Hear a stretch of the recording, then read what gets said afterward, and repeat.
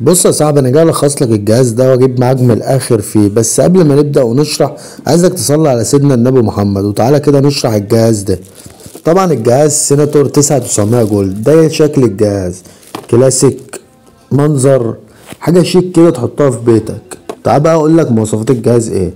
مبدئيا الجهاز معالج سان بلس 2517، الرامة 2 جيجا وذاكرة 16. طبعا دي المداخل بتاعته. بيدعم خاصية اتش دي 265. طبعا الجهاز اتش دي واي في. طبعا بيجي معاه ريموت بلوتوث بخامة جامدة جدا زي ما انت شايف. ده الترانس بتاعه، وده العدسة بتاعته الليد، ودي وصلة اتش دي، وده مخرج لان. ده المخرج اللان زي ما انت شايف كده.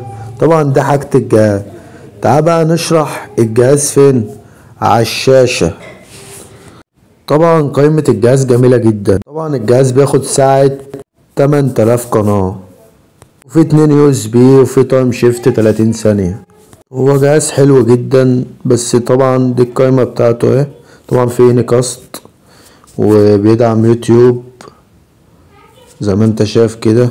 طبعا الاي بي تي في دي عليه. طبعا الجهاز عليه سيلفرين. دي القائمة بتاعت الاي بي تي في. عليه سيلفر الفا، وعليه برضو سيلفر سيناتور اللي جنبه، كل سيلفر. طبعا لو انت وصلت معانا للمرحلة دي، ما تنساش تعمل لايك وتفعل زر الاستشعار. طبعا احنا فعلنا السيلفر بتاع الفا اهو زي ما انت شايف كده، وهنخش برضو نبص عليه من جوه.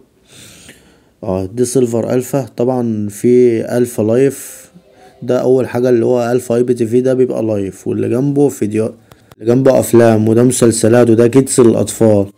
بقى عليه باقات كتير اساسا، انت لو قعدت مش هتزهق. ماشي. طبعا السيلفر الريسيفر، هتخش هنا على الوثائق، هتكتب رقم التفعيل 2517، ده رقم التفعيل. طبعا الريسيفر عليه سي سي كام، وعليه الفا برو، وعليه السيلفر اللي تحتيه ده تجريبي. هم انا هفرجك عليهم اهم. بس اهم حاجة ما تنساش زر الاستشعار. وده تجريبي، وده برضو يعتبر تجريبي. وسلام.